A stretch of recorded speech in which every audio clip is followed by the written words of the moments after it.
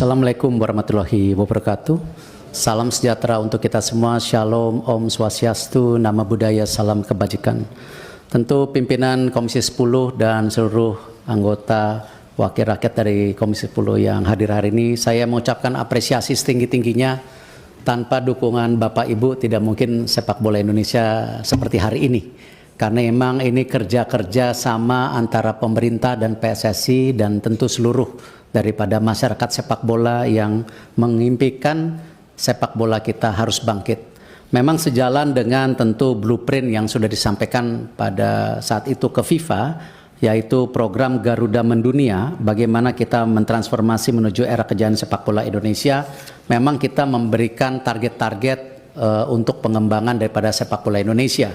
Seperti contoh, kita juga memaparkan kepada FIFA waktu itu bagaimana juga tidak hanya membangun yang putra tapi juga yang putri, di mana contoh target-targetnya untuk tim putri ini lolos FIFA U17 World Cup tahun 2030, 2031 lolos Olimpiade, 2032 lolos FIFA U20 dan juga lolos Piala Dunia Putri 235 tahun 2035. Untuk yang putranya seperti ada di data di atas, waktu itu 2031 lolos Piala Dunia, lalu 2033 lolos Piala Dunia U20, 2036 lolos Olimpiade, 2038 lolos Piala Dunia.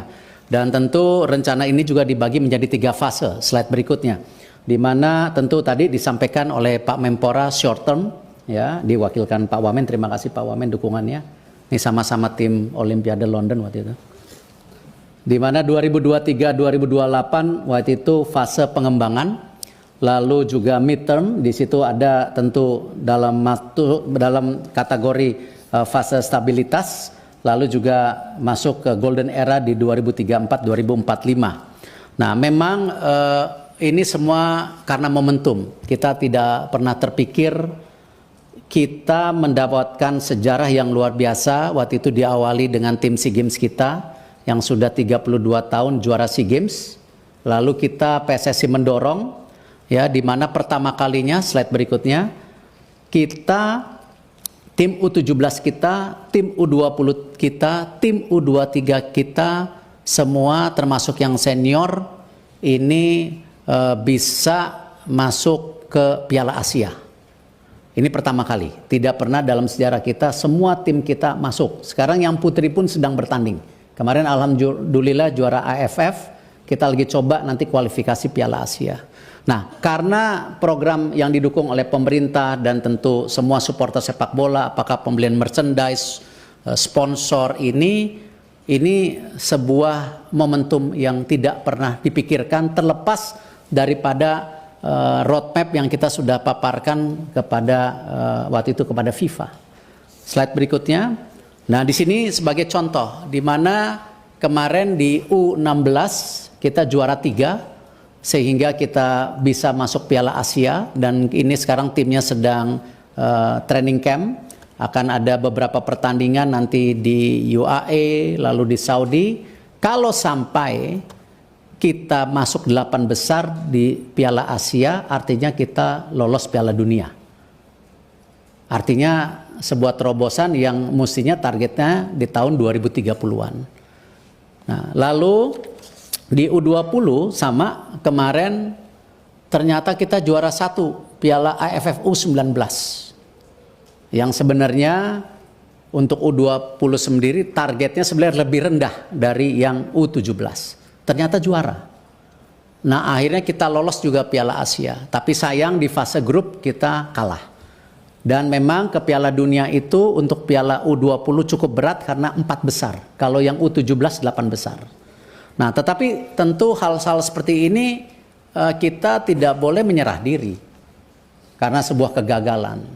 Karena U17 kita masih punya potensi.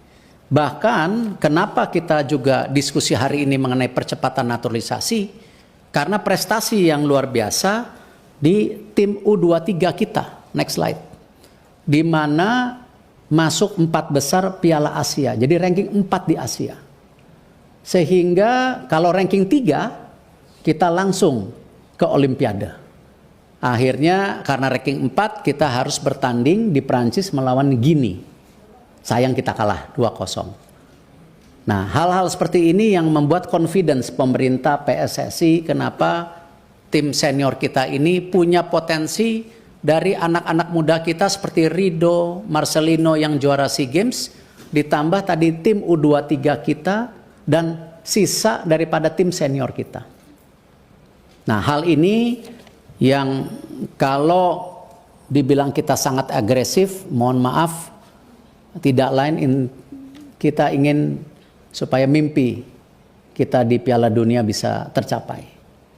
Dan ini tentu kita masih ada sisa pertandingan 4, di mana nanti lawan Australia tanggal 20 away, lalu 25 lawan Bahrain di Indonesia, lalu tanggal 5 Juni lawan China di Indonesia, 10 Juni lawan Jepang.